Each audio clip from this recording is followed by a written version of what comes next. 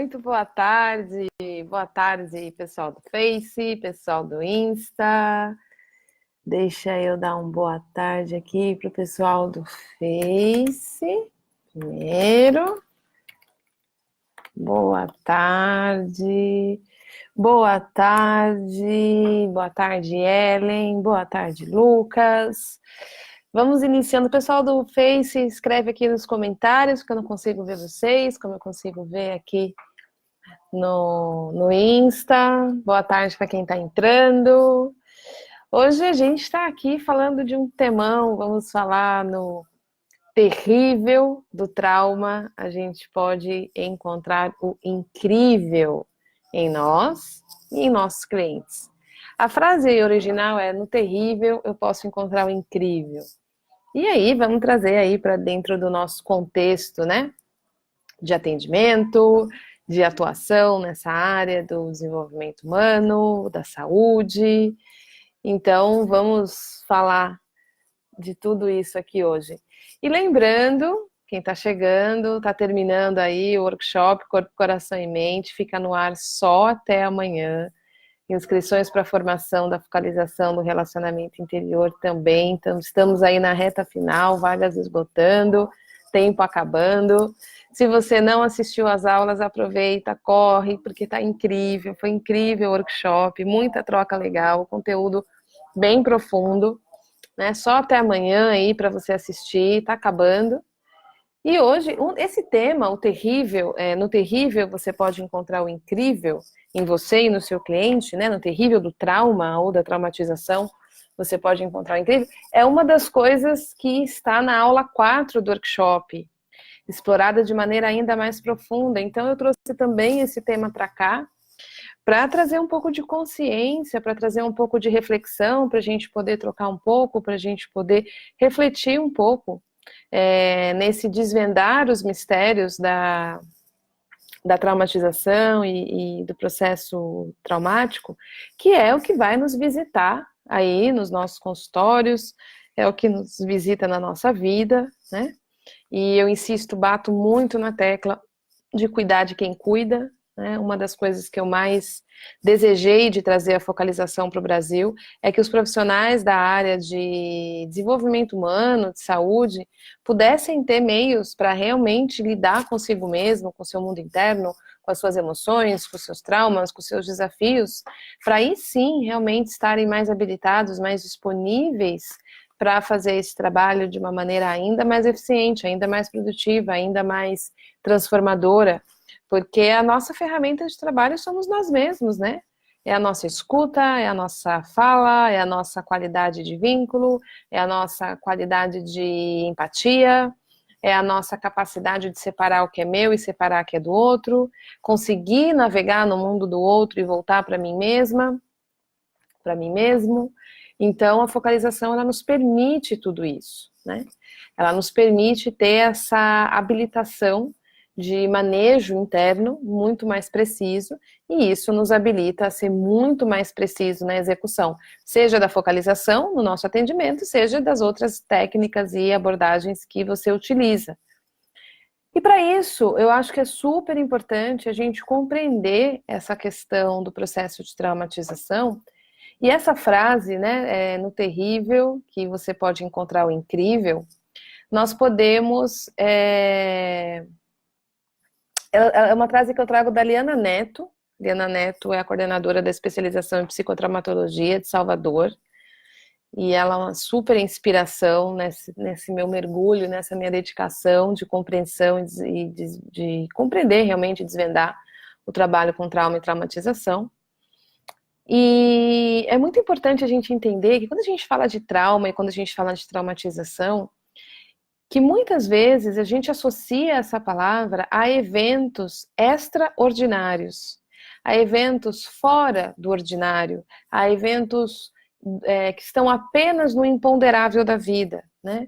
Como um tsunami, como uma guerra, como um abuso, como um estupro, como um sequestro, né? Como uma violência realmente significativa, quando de fato o trauma É lógico que existem os traumas com T maiúsculo e existem os traumas com T minúsculos, com minúsculo.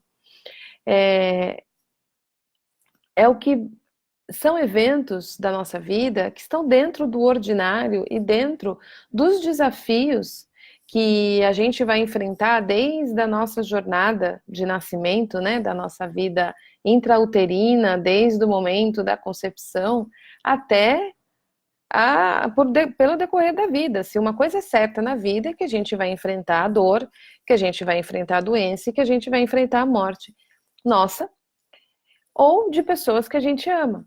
Então, a todo momento, a gente vai ser desafiado a responder aos eventos da vida com as nossas respostas de defesa ativa, seja lutando, seja fugindo, seja dissociando, seja criando estratégias de sobrevivência, que podem sim causar traumatização. Então, seja estar num relacionamento abusivo, passar por um divórcio, seja perder um emprego, seja perder uma promoção, seja ser traído numa relação, seja uma relação de amor, seja uma relação de amizade. Os embates diários que nós temos vividos, né? As brigas que a gente tem presenciado, as notícias que sobrecarregam a nossa leitura e percepção de mundo, nos deixando cada vez mais ansiosos, cada vez mais em prontidão para essas respostas de defesa ativa, né? De luta e fuga sem que a gente saia do lugar. Então o nosso corpo, ele vai tentando processar essa quantidade de carga que a gente vai gerando para lidar com os desafios da vida, e não necessariamente ele está conseguindo ser efetivo em fazer esse processamento dessa quantidade de estresse que está sendo gerado pelos eventos desafiantes da vida. E quando o nosso corpo ele não consegue ser bem sucedido em processar essa quantidade de carga, essa quantidade de estresse, a gente está falando de um processo de traumatização. Então o trauma, ele pode estar atrelado a eventos ordinários da vida, não necessariamente a eventos extraordinários da vida, que se refere a esses eventos que a gente naturalmente considera trauma, né? Fui assaltado, fui sequestrado, fui abusado, estava num país e teve um tsunami, enfim. Ou no que aconteceu aí, aqui perto, né? Brumadinho, Mariana, né? Eventos de potencial traumático.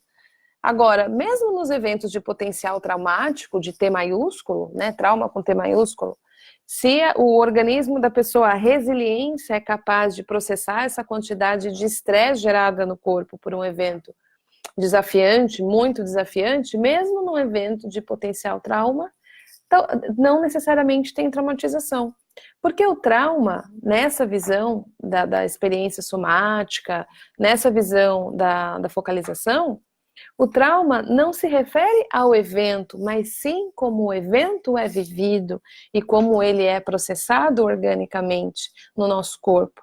Como ele foi significado, como ele foi alquimizado, como eu retorno para o meu estado de fluxo e homeostase, ou como eu paraliso e a partir dali, a partir daquele evento, eu passo a reagir à vida, eu passo a reagir aos eventos presentes, mas na verdade respondendo a um evento passado. E aí quando eu estou fixado numa visão, fixado numa resposta na minha vida presente, que na verdade está tentando sair de uma fixação, de uma paralisia a um evento passado, aí a gente está falando de traumatização. Aí a gente está falando de um processo que se cristalizou e não foi possível voltar para o meu estado basal e homeostático que eu vivia antes do evento.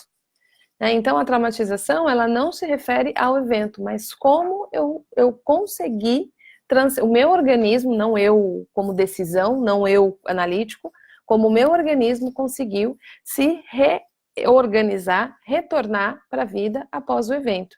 Ele pode ter retornado no seu fluxo natural, ou ele pode ter retornado parcialmente, deixando aí pedacinhos de mim na minha história ao longo do tempo. E aí a gente está falando de traumatização. E aí como é que isso se conecta, que é no terrível que a gente pode encontrar o incrível? Quando nós temos eventos na vida que são desafiantes, que desafiam a nossa capacidade de responder a eles, onde eu preciso acessar forças em mim para conseguir transcender e tocar essas forças para conseguir transcender. Nesses lugares de força, seja uma resposta de força de luta, seja uma resposta de força de fuga, seja uma resposta de engajamento social, a gente está falando de superpoderes, né? A gente está falando de acessar forças em nós que naturalmente a gente não estaria acessando se a gente não tivesse sido desafiado por um evento. E eu vou trazer um exemplo bastante simples aqui para vocês. Né? Eu tenho um filho, ele está com 2 anos e 8 meses agora, quase 9, e ele ficou doentinho, e nós corremos para a pediatra fez os exames, não foi possível localizar o que estava acontecendo, só pelo exame clínico, né? A febre bastante alta, e aí veio um dos desafios, que é levar o filho para o laboratório para tirar sangue, para fazer exame. E, voltando aqui no Insta, dei uma pausada, e aí fomos nós para o laboratório para fazer o exame. E uma das coisas que eu me sinto muito feliz de compreender os processos de traumatização e estudar muito essa área, em especial fisiologia e respostas, né, pela visão da neurociência, da neurologia, é que eu sei que quando um evento nos desafia, a gente tem algumas respostas. Ou a gente luta, ou a gente foge, ou a gente descongela, mas não existem só essas 3, a gente tem a qualidade de engajamento social. O que é o engajamento social? É quando eu me conecto com o outro para pedir ajuda, para atravessar o evento. E essa é a nossa força mais poderosa, e é um dos maiores poderes da nossa espécie.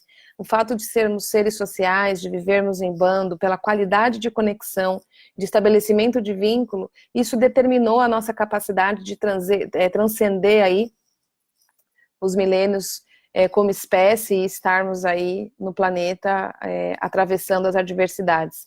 Porque sozinhos nós somos muito frágeis, né? Se você está sozinho numa selva, sem nenhum recurso, você é uma presa muito fácil, em termos de cadeia hierárquica, né? Agora, se a gente está em bando, ou se a gente tem recursos desenvolvidos pela nossa inteligência, aí a gente tem mais possibilidades. Então, a primeira coisa que a gente faz quando a gente é desafiado, onde a gente tem que responder a uma perda, a algo que nos foi tirado, a uma adversidade, é pedir ajuda. Então, é o sistema do engajamento social. É o se conectar com o outro dizendo, me ajuda. Tanto que quando a gente está em perigo, uma das primeiras coisas que a gente faz é gritar. É colocar voz. E voz já é conectado a esse sistema de engajamento. Se isso não é bem sucedido, eu vou lutar. Se isso não é bem sucedido, eu vou fugir. Se isso não é bem sucedido, a gente vai dissociar. E se depois que o perigo passar, tudo isso tem que retornar. Todo esse estresse precisa ser processado em uma descarga efetiva para que a gente não tenha traumatização.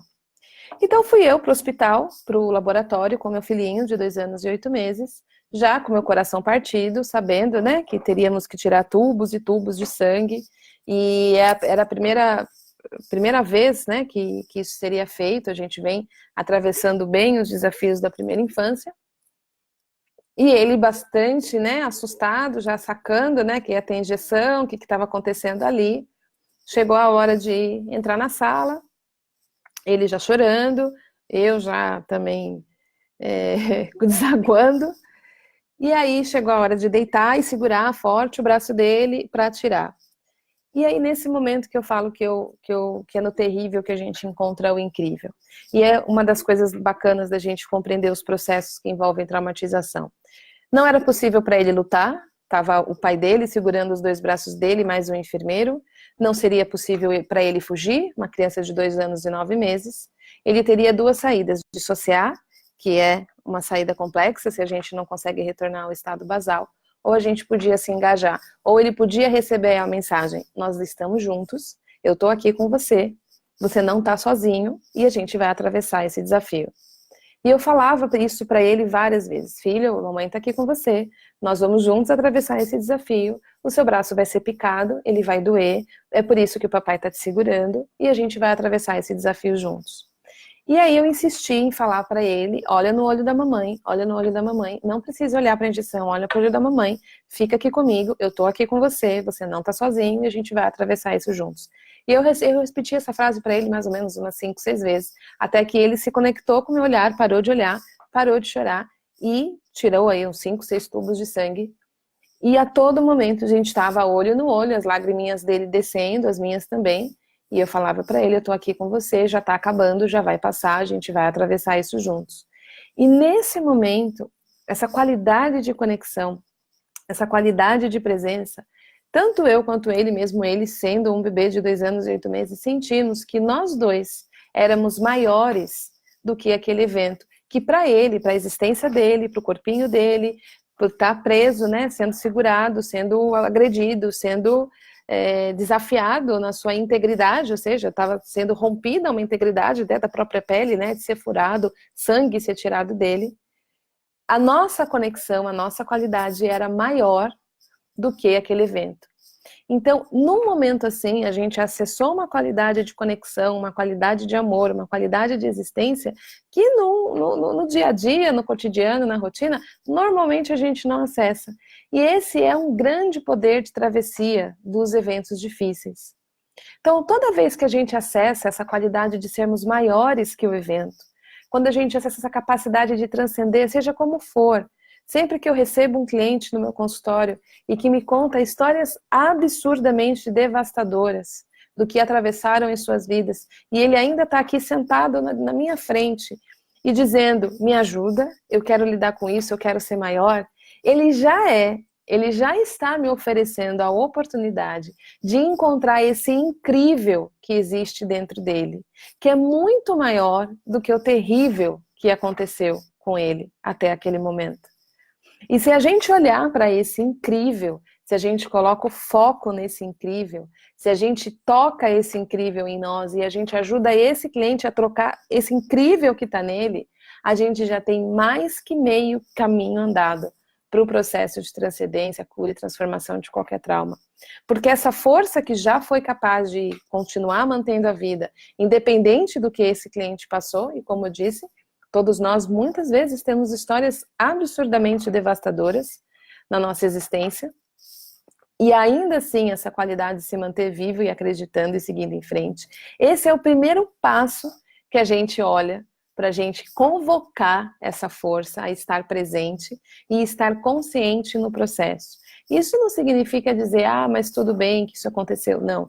Isso significa levar consciência e convocar a apropriação, ou se tornar proprietário, se tornar em posse dessa qualidade de força que existe nesse organismo que transcende os eventos desafiantes e terríveis da vida. E é nesse lugar que a gente conhece o nosso incrível. É olhando para esses eventos que a gente conhece o nosso incrível. E se a gente olha para a mitologia, se a gente olha para a cultura, se a gente olha para os contos de fadas, se a gente olha para os arquétipos, se a gente olha para tudo isso que como humanidade a gente compartilha, a gente vai encontrar nessas histórias, nessa cultura, nesses arquétipos e nesses mitos que lá onde existe o dragão, na porta do castelo, lá dentro tem a princesa adormecida. Lá onde existe o desafio para o Graal, né? Existe toda uma jornada desafiante, existe o elixir da longa vida. Né? Onde existe lá a medusa de serpentes e quando pega... Perseu rompe, né, corta a cabeça de Medusa, lá dentro de Medusa está Pégasus, ou seja, é dentro desses lugares em nós que atravessaram e transcenderam esses eventos em nós, e muitas vezes antes da nossa memória declarativa, por isso a importância da gente aprender a conversar com o nosso corpo, para que esse corpo nos informe as suas memórias procedurais, nossas memórias somáticas vividas no nosso sentir desses desafios que atravessamos, quando a gente acessa esses lugares, a gente não tenta eliminá-los, a gente não briga com eles, a gente não tenta nem ressignificá-los, ao contrário, a gente quer conhecer esses lugares, nesse lugar está o elixir da longa vida, nesse lugar está o Graal, nesse lugar está a princesa adormecida, porque é nesses lugares de dor que foi capaz de transcender, mesmo que parcialmente, os eventos desafiadores e ter congelado no tempo esse tesouro da vida que se congelou para conseguir atravessar. Então, quando eu entro em contato com esses lugares de dores, né, como eu lembro agora desse evento terrível, meu coração doído de ver meu filho, né, passando por esse desafio, nesse momento, por consciência, eu também lembro do nosso olho no olho e da nossa conexão. Quando a gente olha para aquele lugar de dor em nós, do que foi traído, do que foi roubado, do que foi excluído, do que foi rejeitado, do que foi abandonado, do que foi, enfim, que passou vergonha, e eu acesso junto o que foi capaz de transcender cada um desses eventos, eu encontro o que há de mais incrível na nossa humanidade, né? E aí a gente consegue equilibrar o yin e o yang, a gente consegue acessar de maneira plena, né, o nosso positivo e o nosso negativo, sem ter que escolher um lado. Né? Eu acho que a humanidade está passando por esse desafio, toda hora ter que escolher um lado, para entender que a gente não precisa escolher um lado, porque nós somos um ser integral. Então, quando eu não escolho que é melhor eu me sentir bem, mas eu fico confortável com o que em mim se sente mal, aquilo em mim que se sente mal, que é um mensageiro e é uma porção de mim, tem a oportunidade de uma nova acomodação na minha integralidade, novamente voltar para mim, né, uma porção de mim que retorna, e dentro desse retornar e dentro dessa integralidade, eu posso então seguir adiante de maneira completa, de maneira plena, de maneira maior do que eu era quando o evento nos desafia. Né? Eu acho muito interessante a visão do Dr. Peter Levine, que ele traz de vórtice de trauma, porque quando eu tenho um embate na vida, e aí eu gero uma energia para lidar com aquele embate, né? Então, eu estou num trabalho e eu estou disputando uma vaga e puxam o meu tapete. E isso me derruba. Isso me deixa triste. Isso gera toda uma desorganização. Toda a energia que o meu corpo vai tirar para eu retornar, quando eu retorno e eu curo aquilo em mim que foi machucado, retorna junto toda essa energia gerada para tentar lidar com aquele desafio que foi aquele machucado que foi criado, que foi rompido. Então, se a gente pega uma coisa para ficar mais simples, se a gente pega um exame de uma pessoa que acabou de passar por um resfriado, por uma gripe, por um corte, por um problema, que ela teve que desenvolver aí um processo de cura. Então, teve que fazer casca no caso de um corte, ou teve que gerar anticorpos para lidar com vírus, com bactéria, etc. Se a gente pega o exame, a gente vai ver que o sistema imunológico dessa pessoa está a 1000 por hora. Né? Então, logo depois que ela se cura, além dela ter conseguido transcender esse desafio, é muito difícil naqueles próximos dias ela pegar de novo, porque essa potência do nosso organismo para lidar com o evento também está ali. Então, essa é outra qualidade do processo de transcendência, de crescimento pós-traumático, né? Tudo aquilo em mim que se mobiliza para transcender um evento desafiante, para curar o que foi machucado, para processar o que foi ferido, para processar o que de carga foi gerado, tudo aquilo em mim que se mobiliza também se torna potência em mim. Né? E a gente só precisa aprender a convocar esses lugares para fazer o download dessas cargas que estão perdidas em nós, não acessadas, porque a gente só se apropria daquilo que a gente torna consciente, daquilo que vem para a consciência, daquilo que eu observo, daquilo que eu olho, daquilo que eu toco, né? Então eu só consigo trazer isso para mim nesse relacionamento com esses lugares em mim. E é por isso que a gente aprende na focalização do relacionamento interior, o relacionamento interior, né, através dessa integração corpo, coração e mente, resgatando porções de mim perdidas no tempo, através de um relacionamento gentil, através de uma amizade, através de um processo de auto-observação e consciência, permitindo que essas potências que o meu corpo é capaz de gerar possam, então, nos levar para um próximo passo de maneira completa, de maneira íntegra, de maneira maior do que quando eu era antes desses eventos desafiantes. Então, Eu vou só checar se tem alguma perguntinha aqui no Insta, se o pessoal aqui do Face tiver também pode me falar. Hoje a gente está aqui, pessoal, boa tarde, boa tarde. A gente está aqui numa live mais rapidinha hoje, porque tá uma loucura aqui, o pessoal, a equipe toda cuidando do pessoal que está entrando aí na nova turma de focalização do relacionamento interior, que começa na segunda-feira. E tem um montão de novidades chegando aí para vocês. Então, volto a dizer, se você ainda não viu as aulas, se você não se inscreveu, corre.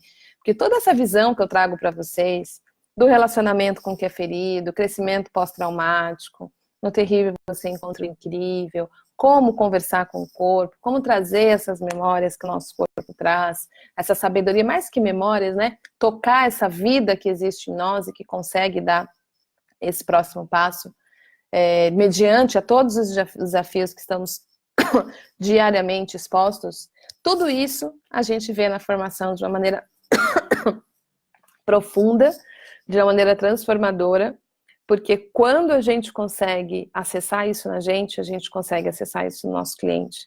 E isso nos faz profissionais realmente potentes.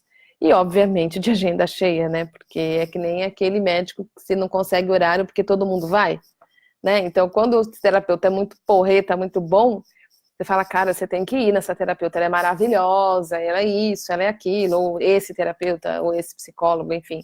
É muito bom, você tem que ir. E essa é uma área que a indicação faz muita diferença, né? Dificilmente a gente vai para terapeuta, psicólogo, processo de terapia, abrindo um livro e consultando um nome qualquer. A gente geralmente vai na indicação. Então, quando a gente está diante de alguém que acessou essa força, o nosso coração sabe que ali a gente encontrou alguma coisa. E na relação de transferência, no vínculo terapêutico, na corregulação dos sistemas, né? Alguma coisa ali vai acontecer de importante e significativo. Então, quando a gente se cuida, quando a gente afia a nossa ferramenta que somos nós, a nossa potência de atendimento se eleva à enésima potência e, consequentemente, nossos atendimentos crescem. Então, eu insisto, você quer crescer seu consultório, você quer melhorar a tua prática? Começa por você. Acessa esses lugares em você, descobre essas potências em você, lança a mão dessa força e tudo em você vai te levar para esse lugar de atendimento, carreira e tudo mais que a gente busca nessa área, né, de viver do nosso consultório, viver do nosso trabalho, realmente apoiar pessoas, né, nós somos profissionais muito apaixonados pela ideia de apoiar pessoas em seus desenvolvimentos e a gente pode começar pela pessoa que apoia, que somos nós. E a focalização nos ensina isso. Então, o meu desejo é que você encontre o seu incrível, mesmo que você tenha vivências do terrível em você, mesmo que você carregue dores em você, sentimentos difíceis em você, que você possa ir acessando cada um deles e resgatando essas porções de si que estão presentes, estão dentro e que vão vir para sua consciência a partir desse relacionamento com você, né? A partir desse relacionamento sincero, relacionamento aberto, através de método, através de processo. Lá na aula 2, na aula 2 do workshop, né, eu ensino como acessar de maneira indireta aquilo em nós que dói, para que a gente não se afogue na nossa dor. Então, é uma outra aula que eu sugiro que vocês assistam. E tem uma pergunta do Henrique. Oi, Henrique. O Henrique faz comentários tão legais nas minhas postagens, cada coisa explicativa que ele faz. E poderíamos dizer que a traumatização é uma espécie de refluxo oriundo do evento traumatizador. Sim, porque a traumatização é carga residual não processada que se instala no sistema nervoso. Então, aquilo que não foi processado, aquilo que se cristalizou, aquilo que se fixou, aquilo que não voltou para o nosso estado homeostático é o que causa a traumatização. É carga residual no nosso sistema nervoso. É fisiológico, não é só psicológico. Acho que esse é umas grandes bênçãos que a gente vem vendo cada vez mais aí com a neurociência, os avanços, os estudos. É compreender, né, o processo como um todo, não só no simbólico, não só na psicodinâmica, que é claramente importante que a gente compreenda o processo psicodinâmico, mas como a psicodinâmica está diretamente conectada aos processos fisiológicos do nosso corpo, ao nosso biológico, e quando a gente compreende isso, fica muito mais simples e muito mais direto a gente conseguir transcender esses eventos, porque envolve a gente liberar realmente estresse acumulado pelos eventos desafiantes que têm o potencial de traumatização. Então, é um bom jeito de escrever, você escreve de um jeito super específico, poético até, mas é uma boa imagem para a gente compreender traumatização, com certeza, Henrique. Certo, pessoal? Então, espero ver vocês no workshop, espero ver vocês na formação de focalização. Comenta, curte, compartilhe. Semana que vem tem aulão aqui para vocês no canal. Eu estarei num mega evento em Brasília, mas obviamente vou liberar uma mega aula aqui para vocês. E para quem está no grupo Focalização e Alquimia, na segunda-feira a gente tem um encontro às 15 horas com lives exclusivas, materiais exclusivos para profissionais da área do desenvolvimento humano. Se você ainda não está no grupo Focalização e Alquimia, entra agora, solicita lá seu acesso, é completamente gratuito, é apenas uma sala de estar mais privada para a gente aprofundar a conversa.